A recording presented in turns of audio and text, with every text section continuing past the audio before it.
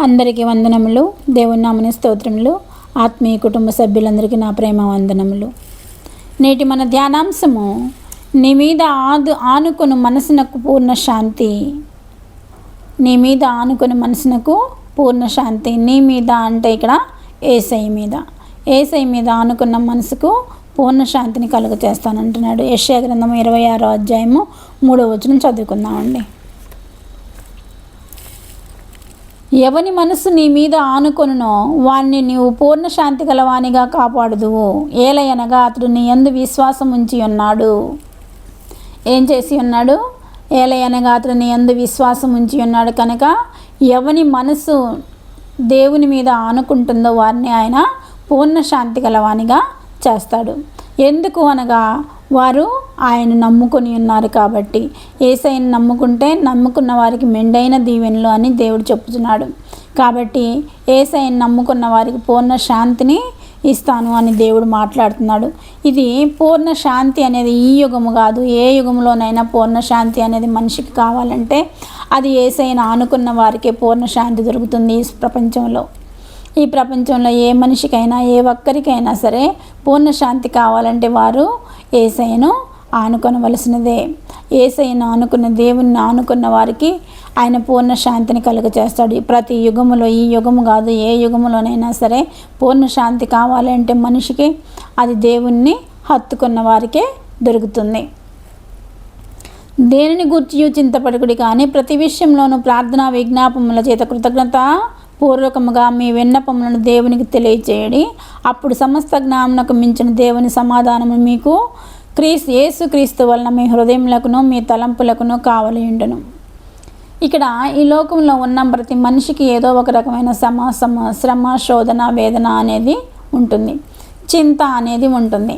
చింత ఉన్నప్పుడు మనము చింతించకూడదు. చింతించి నువ్వు మూరుడు ఎక్కువ అవ్వలేవు, మూరుడు తక్కువ అవ్వలేవు అని యేసయ్య మాట్లాడారు. నీ చింత యావత్తు నా మీద వేయము అంటున్నాడు. అలాగే ఒక్కడే ఏం చెప్తున్నారంటే మనకు పూర్ణ శాంతి కావాలి అంటే ఏం చేయాలంటే మనకున్న చింతలన్నీ యేసయ్య మీద పెట్టాలి. యేసయ్యకి దేనిని గూర్చి చింతపడకుడి కానీ ప్రతి విషయంలోనూ ప్రార్థన విజ్ఞాపములతోనూ కృతజ్ఞతాస్తుతులతోనూ దేవునికి విజ్ఞాపన చేసినట్లయితే, ఆయనకి విన్నపము చేసుకున్నట్లయితే అప్పుడు సమస్త జ్ఞానమునకు మించిన దేవుని సమాధానము యేసుక్రీస్తు వలన మన హృదయములకు మన తలంపులకు కావలి ఉండును. కాబట్టి మనకు శాంతి సమాధానం ఎక్కడి నుంచి వస్తుంది? యేసుక్రీస్తు వలననే వస్తుంది అని ఇక్కడ వాక్యం మనకి తెలియజేస్తుంది. శాంతి సమాధానము పరిపూర్ణ శాంతి, మనకి పూర్ణ శాంతి. ఎవని మనసు నిన్ను ఆనుకొన్నో, నీ మీద ఆనుకొన్న వాడిని పూర్ణ శాంతి గలవానిగా చేస్తాను అని మాట్లాడుతున్నాడు. పూర్ణ శాంతి కావాలంటే ముందు మనం యేసయ్యని ఆనుకొనవలను. యేసయ్యని ఆనుకొని మన చింతల గురించి చింతించకుండా మన చింతలన్నీ యేసయ్య మీద వేసి మన చింతలన్నీ విజ్ఞాపన చేతను కృతజ్ఞతాస్తుతుల చేతను విన్నపము చేసుకున్నట్లయితే దేవుడు మనకు పూర్ణ శాంతిని కలుగచేస్తాడు. యెహోవా యందు నమ్మిక ఉంచి మేలు చేయము, దేశమందు నివసించు సత్యమును అనుసరించము, యెహోవాను బట్టి సంతోషించము. ఇక్కడ మనము యెహోవాను బట్టి సంతోషించాలి. ఇహలోక సంబంధమైన శ్రమలు శోధనలు బట్టి చింతించకుండా యెహోవాను బట్టి సంతోషించాలి. యెహోవాను బట్టి సంతోషించినట్లయితే ఆయన నీ హృదయ వాంఛలను తీర్చును. నీవు యెహోవాను బట్టి సంతోషించినట్లయితే నీ హృదయ వాంఛలను ఆయన తీరుస్తాడు. నీ హృదయంలో ఎలాంటి వాంఛ ఉన్నా సరే ఆ వాంఛను ఆయన తీరుస్తానికి సమర్థుడు. నీ మార్గమును యెహోవాకు అప్పగించము, నీవు ఆయనను నమ్ముకొనుము, ఆయన నీ కార్యమును నెరవేర్చును. నీ మార్గము, నీ ప్రతి విషయము కూడా యెహోవాకి అప్పగించినట్లయితే నీ మార్గాన్ని ఆయనకు నెరవేరుస్తాడు, నీ కార్యాలను ఆయన నెరవేరుస్తాడు. నీ మార్గం యెహోవాకు అప్పగించము, అప్పుడు ఆయన నీ కార్యములను నెరవేర్చును అని మాట్లాడుతున్నారు. మనం ఏం చేయాలన్నా ముందేం చేయాలి? యెహోవా యందు సంతోషించాలి. ఆయన్ని ఆరాధిస్తూ స్తుతిస్తూ సంతోషంగా ఆయన ఆరాధన సమయంలో మనం సంతోషంగా ఉన్నట్లయితే మనకు కావాల్సిన ప్రతి అవసరాన్ని కూడా ఆయన తీరుస్తాడు. అలా కాకుండా ఆరాధన సమయంలో కూడా ఏడుస్తూ ఉన్నట్లయితే ఆయనకి చింత నువ్వు ఆయన మీద వేయలేదు, చింత నీ మీదే వేసుకొని నువ్వే కృంగి కృషిస్తున్నావు. అలా కృంగి కృషించడం కాదు కానీ ప్రియులారా, మనము మనకున్న చింతపడుకుడి కానీ ప్రతి విషయంలోనూ ప్రార్థన విజ్ఞాపముల చేతను కృతజ్ఞతాపూర్వకముగా మీ విన్నపములు దేవునికి తెలియచేయుడి. అప్పుడు సమస్త జ్ఞానమునకు మించిన దేవుని సమాధానము మీ హృదయములకు తలంపులకు కావలయుండును అని చెప్పుచున్నాడు. కాబట్టి మనము ఏం చేయాలంట? విజ్ఞాపన చేయాలి, దేవునికి విజ్ఞాపన చేయాలి. ఆయనకి విజ్ఞాపన చేసినట్లయితే తప్పకుండా దేవుడు మన కార్యములను నెరవేరుస్తాడు. ఆయన వెలుగు వలె నీ నీతిని, మధ్యాహ్నం వలె నీ నిర్దోషమును వెల్లడిపరచును. యెహోవా ఎదుట మౌనముగా నుండి ఆయన కొరకు కనిపెట్టుకొనుము, అట్టివారు ఎన్నడనూ కదిలింపబడరు.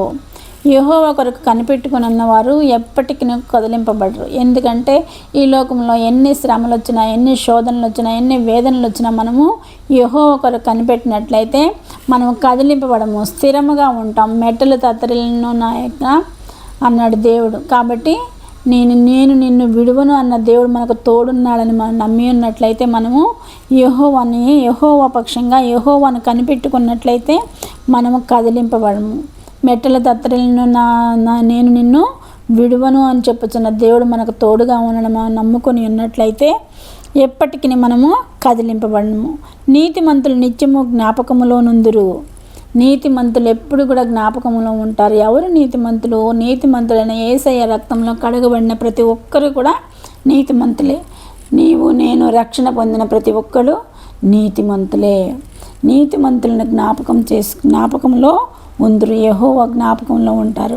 ఆయన జ్ఞాపకంలో ఉన్నాము అంటే ఆయన మన ప్రతి కార్యమును నెరవేరుస్తాను అని చెప్తున్నాడు. ఎప్పుడు మనం ఆయన సన్నిధిలో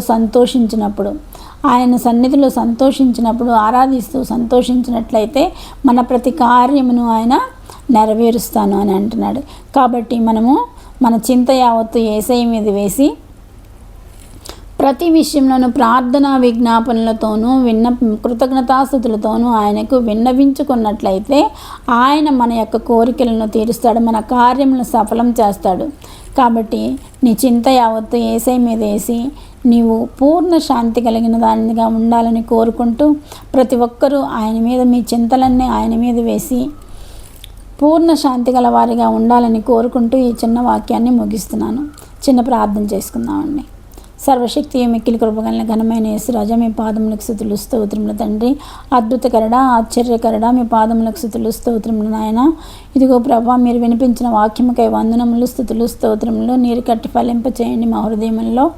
అయా నీ కొందనాలు నీ రాకడ వరకు మేము పూర్ణ శాంతి కలిగిన వారిగా ఉండటానికి సహాయం చేయండి. మేము నిన్ను ఆనుకున్నటకు మాకు నీ యొక్క శక్తిని అనుగ్రహించండి ప్రభా. అయా యేసయ్య నీ కొందనాలు స్తుతులు స్తోత్రములు పూర్ణ శాంతి గల వారిగా చేసి మమ్మల్ని మీ రాకడలో ఎత్తబడి బిడ్డలుగా చేయమని మా ప్రభును ప్రియకుమారుడైన యేసుక్రీస్తు నామమున అడుగుచున్నాను తండ్రి. ఆమెన్.